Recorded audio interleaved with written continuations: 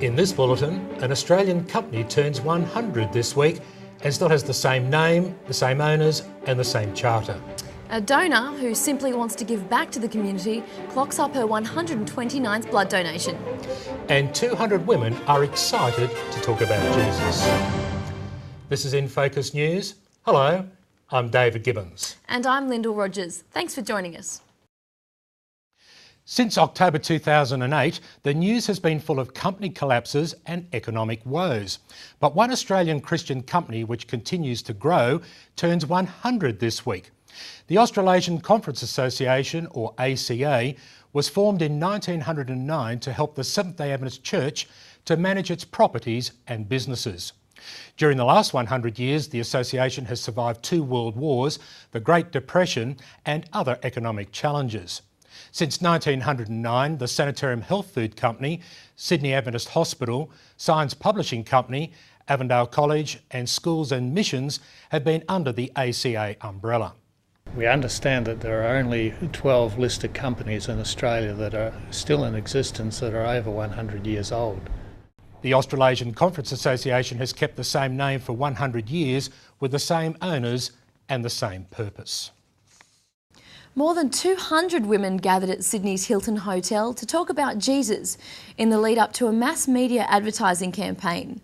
The non-denominational Bible Society's Jesus All About Life campaign will reach across New South Wales later this year. Worship leader Darlene Check, whose song Shout to the Lord is sung by an amazing 30 million Christians every week, spoke to the women.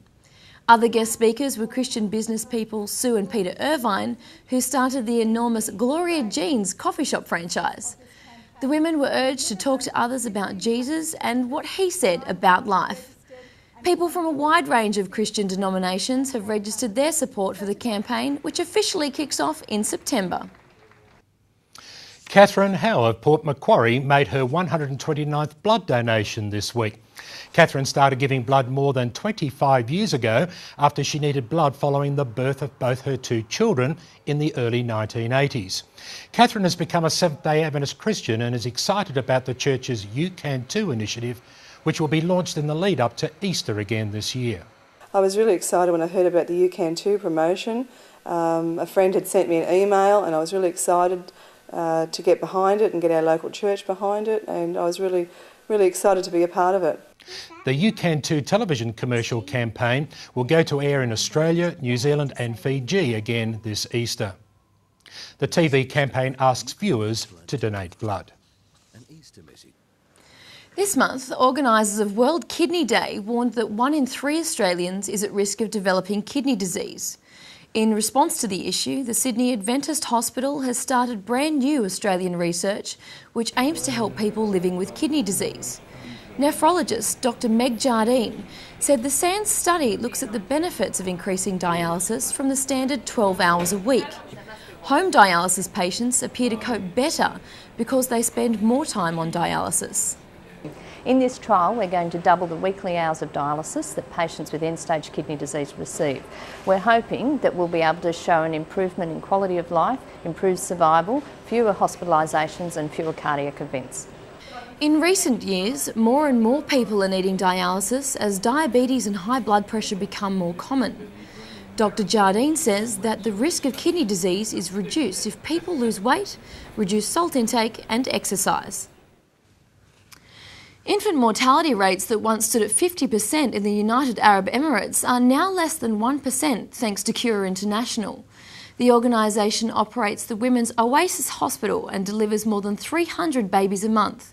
The patients know the hospital is run by Christians and Arabic translations of Luke's Gospel and the Jesus film are in each room. Many patients take these gifts home. Next, the American Religious Identification Survey says religion in America is declining. The percentage of people in the United States saying they have no religion has nearly doubled since 1990. Evangelist Sammy Tippett says US Christians have been lulled to sleep instead of focusing on reaching out to those who do not know Christ. Tippett says Christianity has lost credibility due to the many public scandals. But the main reason for Christianity's poor acceptance, according to Tippett, is that Christians prefer to stay in their own comfort zones instead of going out into their communities and helping needy people. The Adventist-owned International Hope TV network has just appointed its first full-time manager for the South Pacific region. Jared Madden will organise quality content as well as improve delivery systems for all countries in the South Pacific. Madden says he wants the channel to be more relevant and more evangelistic. We are excited to be entering this new phase for Hope Channel. Our aim is to be able to connect to anybody, no matter your age group or where you are in the South Pacific. And we are going to do this by developing local content with local people, with local issues. For more than 159 years, the Seventh-day Adventist Church has used print publishing, radio and television to connect people to Jesus Christ. In October 2003, the church launched Hope Channel as a 24-hour television network.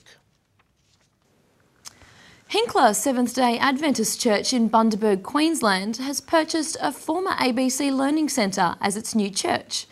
Every Seventh-day Adventist church congregation in southern Queensland took up an offering last week to help finance the project. Last November, receivers identified almost 400 ABC learning centres across Australia as being financially unviable. The Hinkler congregation is the second Adventist church in the city and is named after Bundaberg's famous aviator pioneer, Bert Hinkler, who made the first solo flight from Britain to Australia in 1928. US President Barack Obama has called for a rethink on embryonic stem cell research. But the ethical controversy regarding federal funding for the research could be overshadowed by a new scientific breakthrough.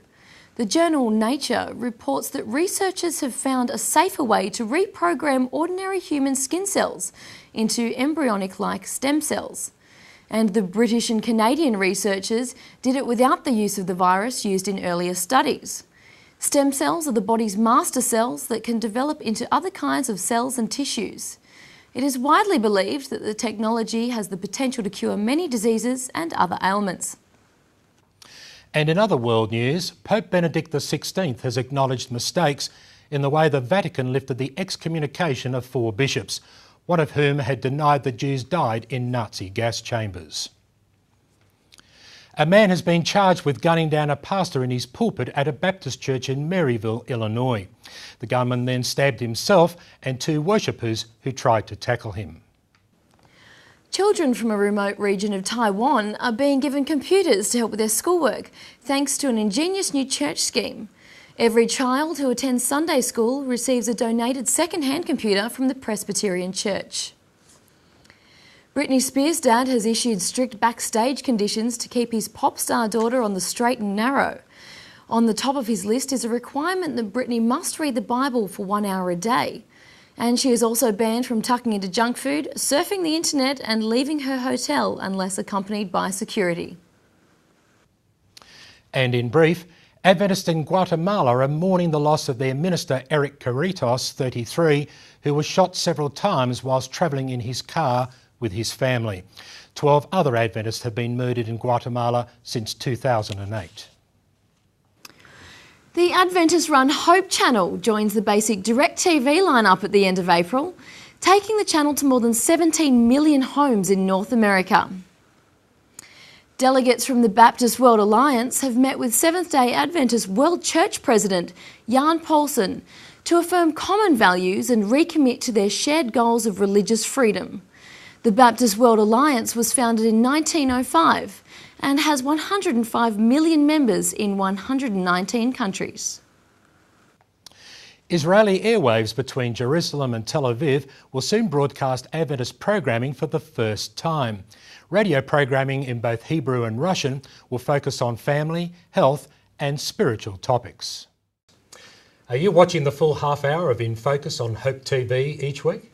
You can also watch segments of the program online as well. Thanks for watching. I'm Lyndall Rogers. And I'm David Gibbons. See you again next week. Anyway, it was much quicker that time and we both did it. We remembered. Also, just one thing,